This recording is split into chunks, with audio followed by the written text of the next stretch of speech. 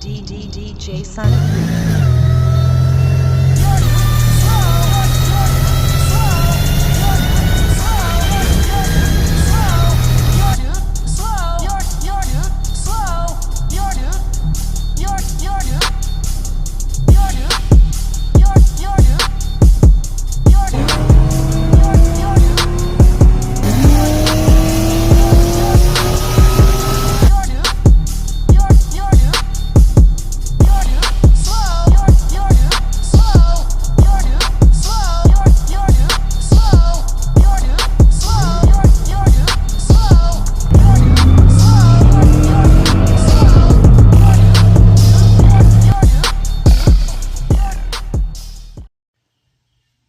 What's going on, and welcome back to the channel. So I had to take down the last video because I had some stuff in there that shouldn't have been on there.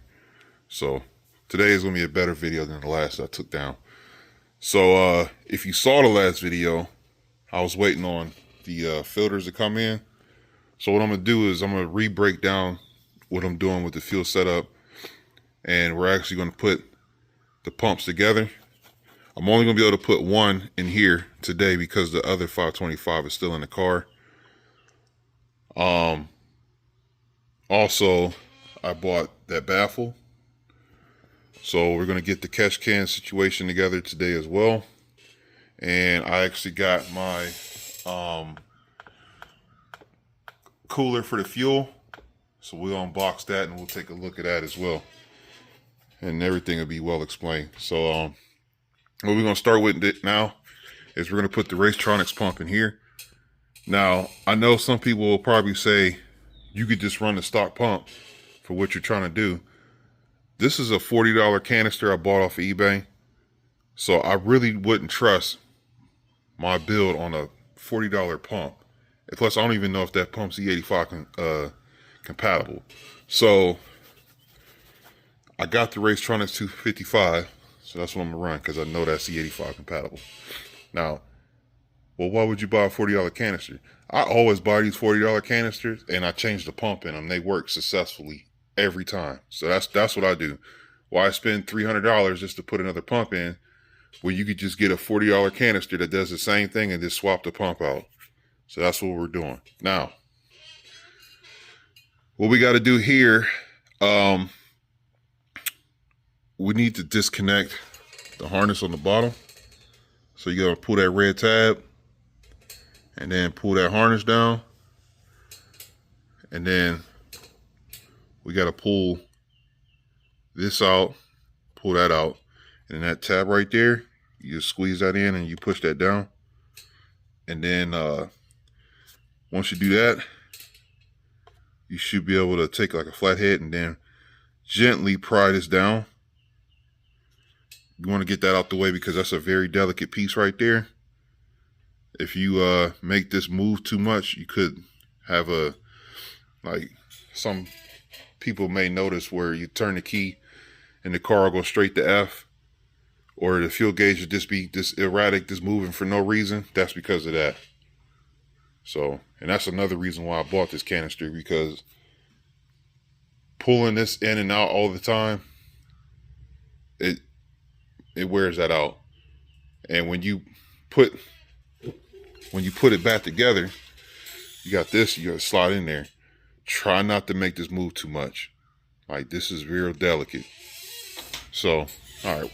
So how we're going to remove that, I explained we're going to remove the harness, and then there's that tab right there you got to push in. And then that tab right there you got to push in. Just grab two flat heads, pry it out, and this shit pull straight up.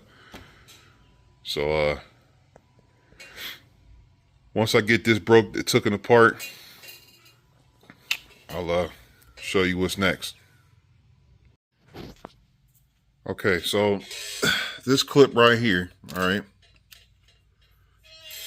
it's on there like this. So what you want to do is just take those needle noses, focus my dude, focus, Okay, you want to like squeeze the sides together and then push this down. Okay.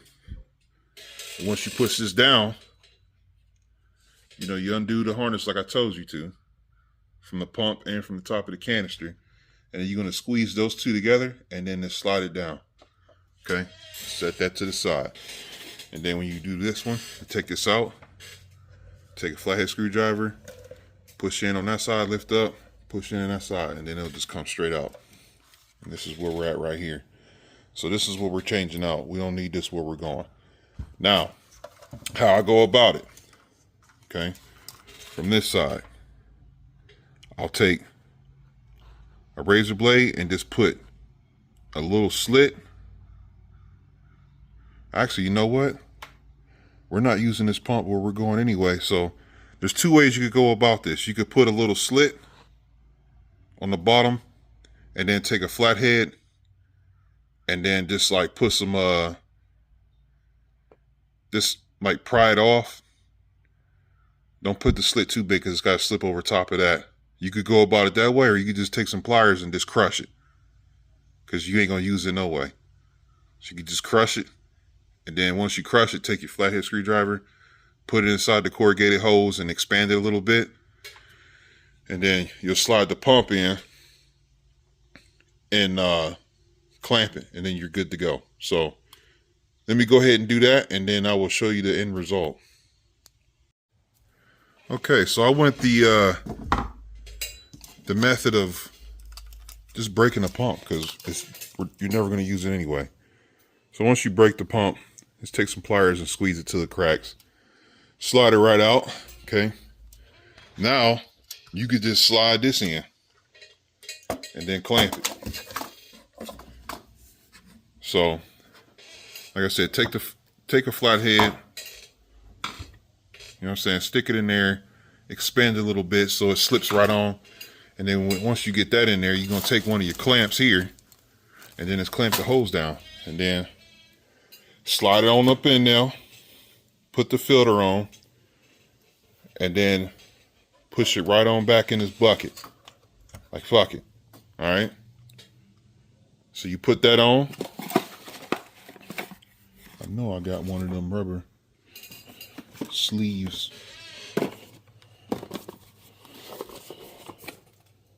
Do I? Yeah, I do. And you put you know, slide that over your pump or whatever, and then slide that in the basket. And then also, once you get that, you're gonna have to repin this. So you're gonna have to take, which I'll get to that, I'll tell you what to do. Actually, no, you ain't gotta redo that. We're gonna cut this right here. And then use this harness right here, so we can plug it into our pump. That's what we're gonna do, because I don't have the pins for that, so I'll just do that. That right there, you're good just using butt connectors. That's what I'm gonna do for that. So yeah, we're gonna use this harness right here. We're gonna mate it to the red, the gray and black.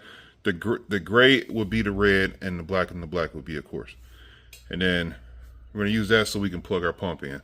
So what I'm gonna do now is put it all back together. I explain what I'm gonna do, and then we'll do a breakdown once I got it all put together.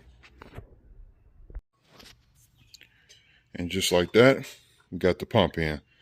Now I couldn't use the rings that I originally wanted to, these, because they were too wide to fit in there. So I ended up using one of the ones that's provided when you buy like an AEM or whatever pump.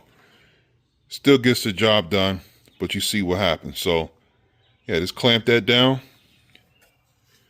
and then you could just use butt connectors for that, or you could solder whatever you choose.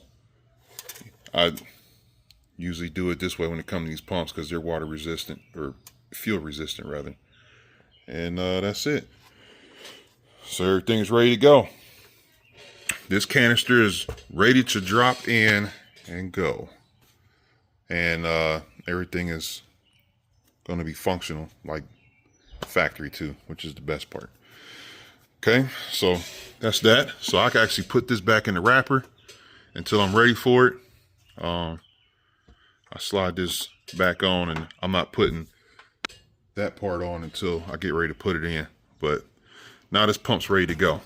So next, what we're gonna do is get the 1.525 in here. Now in that one, you're gonna end up using these. You're gonna use them. Slip them on, and then I am gonna use those clamps for that. So let me get this apart, and then I'll get the pump put in and all put together, and then I'll explain the process of that. All right, so as you can see, we got the one pump done. We got the new filter on. It's connected down there. Positive, positive, negative, negative. Now you should be able to do the same when I put the second pump in, and then that'll be all done. And then you just literally slide them both in there like so. And that'll be it. So that's it for that. That's about as much as I could do right now until, you know, after I get my other pump out, then I'll put it in here. Then we'll set that up. So, yeah. So now what I'm gonna do is clean up my work area here. That's pretty much it for the fuel pump stuff. I'll put it all together, and then I'll explain how this is all going to be set up, and then we'll open up the cooler. So let me get my area set up, and then I'll report back. Okay, so I got this screwed down, and show you this right here. So this is my surge tank. Okay, so my issue I've been having with Hellboi is on the big end under hard boost. I'm losing fuel pressure. Like, I mean, I should be revving my car to 7,500. I won't rev it that high, so I just want to rev it to 7,000. But I'm limited because about 6,800 RPMs, I'm at 30 PSI. And currently, Hellboi has stock fuel lines, and it's got the one Hellcat pump with the booster pump. And that setup just cannot keep up, because the lines is pretty much starving the motor. So we got to upgrade everything. So this, now that I won't be running that booster pump anymore, this will be the primary pump that's going to feed the motor, this side. And then this side over here, the second pump will kick on when the car sees 5 pounds of boost, because I'll have it on a hop switch. So these two are the feed line. So instead of having the lines come up looking goofy and then having a Y, I was able to find this piece so I can literally have one line come out, which is clean. Y'all know how I am about that. So the overflow, this right here, this is going to go where the return line will go in the canister on the stock pump. The return is going to go from here to the return on the canister. And then the return here is going to be coming from the motor into here. And then this, the supply, the feed from the canister is going to come into here. So the pump in the gas tank job is to keep this full between this and then the return. Those two, their job is to keep this canister or the surge tank full at all times. And the overflow, which would be the return, is going to go back into the gas tank. Now that is explained, let's explain how this is going to be set up in the car. So in the car, okay, shed some light on the situation. Let me grab this canister. Okay, so I'm going to mount this. Why I keep calling it a canister? I'm going to mount the surge tank in this corner right here. All right. Now the feed line, I'm going to have run inside the carpet, and it's going to go under the car. So how this is going to be set up is like this, okay? So picture, okay, we got the the access panel open, and you see the canister. So the feed, all right, is going to come up, go this way. It's going to be tucked behind the carpet, and it's going to come out sneakily in the back, okay? And it's going to go into here, the supply. The feed's going to go in there. Now, the feed from here is going to go through the carpet, go into the car, go to the motor, okay? And then from the motor, the return, it's going to come back, and then it's going to go into this cooler, which we're going to open here in a second. And I'm going to put that behind the bumper support in the back, on the back side. So we mount it back there. So it'll go in the cooler, and then the cooler, before it goes in there, I'm going to have a temp sensor. So I have a gauge inside the car, and then and then it goes into the thermostat. Now this activates when the fans come on and off. All right. Now, from the cooler, all right, it's going to come back up, and it's going to go into the return. So how small this surge tank is compared to a gas tank, that's going to get hot. So you want to keep that fuel cool, because that fuel gets hot in that motor, and that's going to do the job. Now, moving on. So you got that, and then the overflow, all right, it's going to sneak that back, and that's going to go on the return side on the canister. So that's how it's going to be plumbed. Now, trust me, the way I'm going to do this, it's going to be clean. You're just going to see that. You'll see a couple hoses and wires right there in the corner, but that's it. It's going to be a clean install. All right. So that's the breakdown of how this fuel is going to be set up. I still got to orchestrate with my homies Brandon and Jeremy how we going to do this wiring though. I know I got to get a bus bar. I'm going to run 4 gauge OFC wire to the bus bar, and then we got to figure out how we're going to do the relays for the pumps, how we're going to set the hop switch up and all that. So stay tuned for that. That'll happen. All right. So that's it for that. Now I'm going to unbox this, and I'll come back on once I get it open. Okay, so here's the fittings that I'm more than likely not going to use. And here's the cooler. All right. This is going to fit perfectly in the back.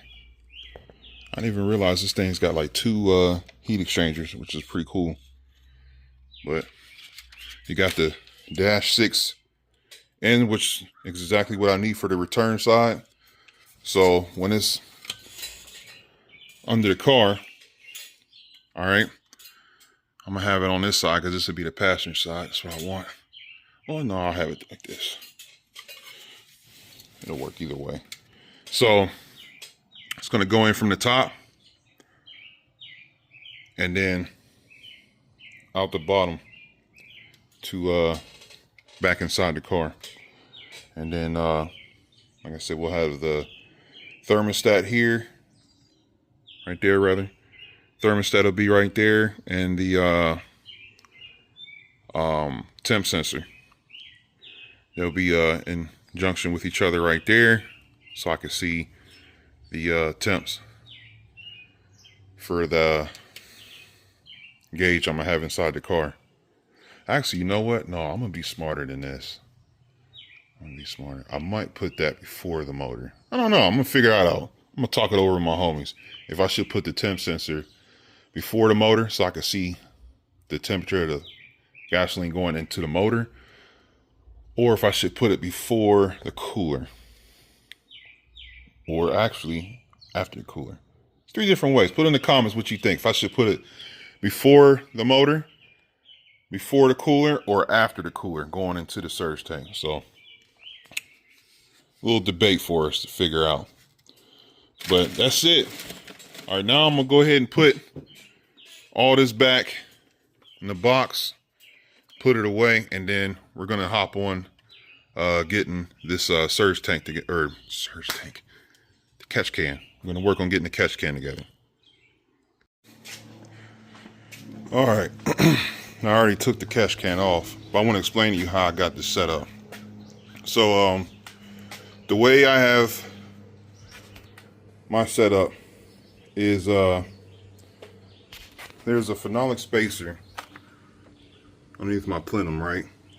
And the way I have that done, if you watch my old videos, I have the PCV ports blocked off. All right. So on the plenum, there's supposed to be a PCV valve right there, but I got that capped off. All right. So that's capped off. And on the limb themselves, on the spacer, I have the ports blocked off. So there's no PCV. Now, I kept having this issue of it burning oil, and come to find out, I kind of had my catch can set up wrong. So the way I had it set up before, you know, it goes from the front valve cover, okay, to that line, and then that one goes to the back of the valve cover. So what I added, there's a vacuum source right here on the throttle body on the North Star. I added this oil cap, and this oil, well, breather cap, it has a built-in PCV valve inside of it. It's a Earl. I got it from Summit. I think I got one back here I can show you what I'm talking about. I believe I do. This one's gutted. I had used this one when I had my old setup. There we go. Right here. Okay, this is an Earl. Now inside here, which is not inside anymore, there's a PCV valve that's supposed to go in there. And I have one of the valve covers where you just press on and it's on. You don't screw these on. Just press them in. And then that's the fitting. You just slide a 3/8 hose in there. Slide it on the pin nail. And then just put it right on the throttle body. Now you got PCV. So you got the motor is actually getting clean air now. So I don't know if it's 100% fixed yet. I went to Summit, bought it yesterday, and drove it home. And it was still smoking a little bit, but my catch can is like 3/4 full. So that could have been reason why too. So, yeah, there's that. Why I bought another one, because I lost a PCV valve to that one.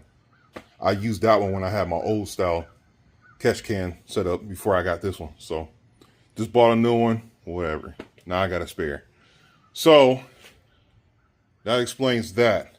All right. Now what I'm gonna do, okay, now I got that explained. I'm going to take this lid off the catch can.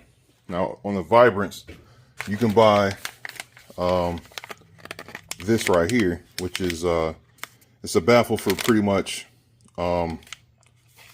really high boost applications, because mine's like to throw oil out and have it all over the place. Now it's not like actually just spraying it out, but it's just like under boost, it'll spit some oil out. Not a lot, but enough to piss me off.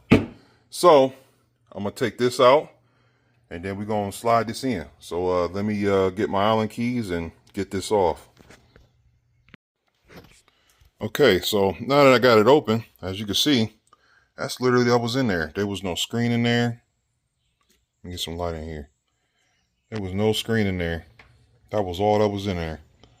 And that explains why I was getting crazy blow by everywhere sometimes. So that's what this is for. This literally just slides in like that. Okay. You have to put that lid over top, and then I have to change these fittings because the bottom of this is going to be different now. So I have to use those. And then put all the O-rings together. So this right here, this just sits right here like that. But yeah, So I got some cleaning to do because that's pretty nasty in there. And I'll put this together and then I'll show you the end result. Okay, so after removing this out, we got that cleared, ready to go. This is literally, when you buy this catch can brand new, this is literally the only thing inside of it. You got that, and then you got that screen that goes over top right there. Everything else is just empty on the inside. There's no mesh screen like what's in here. So if you buy this catch can, make sure you get that as well. Otherwise, you're gonna be spitting spritz of oil and fuel all over your engine bay. But now we're fixing that. So now you should be able to just slide that in there. And then you're gonna put those two little screws right there. And then you put the screen mesh back on right there. And then you just bolt the cover right back on and you're done. So let me knock that out real quick. And that's the end result. Now I got way better filtration. So I shouldn't be spraying all over the place anymore. And the cool thing now, there's on the bottom side now, there's these O-rings. So it actually slips in there instead of it being just open. It was just open on both sides. It was just one big hole. So now it seals in there. So this is definitely going to be a cleaner, way cleaner setup. Hopefully for my engine bay's sake too. I just can't believe it. Literally, you just got a cheese grater in the inside when you just bought a catch can separately. So if you get this catch can, make sure you get a baffle for it. It's $100. I wonder if that bag got a part number. Does it? No, it doesn't. Oh, but if you want the part number for that that cap, there's the part number. That's for that cap. That Earl oil cap I got. That's a part number for that. But as far as this, that baffle is only for vibrant catch cans. And it's a vibrant baffle. All right. So I'm going to put this back together. And then I'm going to throw it back in the car. And then I'll check in after I'm done. All right. That's like that. I'm done. Got my bench cleaned up. I like this. I got a workbench. It's crazy. I like staying organized now. So there's the part number to the catch can baffle assembly. If you have a vibrant, it has to be a vibrant like I have. And I could see why I was burning oil, because it literally had just a cheese grater in the inside, nothing else. But yeah, it should be good now. See, this used to be all clean, but it's because of that catch can. So I got to clean all this up now. Engine bay is trapped. Now see, now look at that. See, my engine bay is dusty and stuff. What does that mean? I've been driving it. It don't sit. But yeah, everything's back together like I never took it apart. And there's the new and improved catch can with the new get out. So we got PCV now. So everything should be 100% legit. So I'm gonna end the video right here. This will take care of that. What's next to come with Hellboi is still just gather more parts. I need to get hoses, fittings, wiring, bus bars, and gauges and hood pod and such. So piece by piece, I'll get it done, but I'm gonna get down to the nitty gritty in the wintertime. Y'all know how it goes. It goes back in the operation station. So hopefully Wednesday, we'll be able to take the pill machine and the truck. In case you wonder where my truck is, it's sitting across the street. right there, right back there. So that's going to be it for this video. Hopefully we could take the peel machine and truck to the track. They're calling for rain, but fingers crossed it don't rain, because this will probably be the only time I'll be able to go to the track. So fingers crossed I'll be able to go Wednesday. But until then, I will catch you guys on the next one.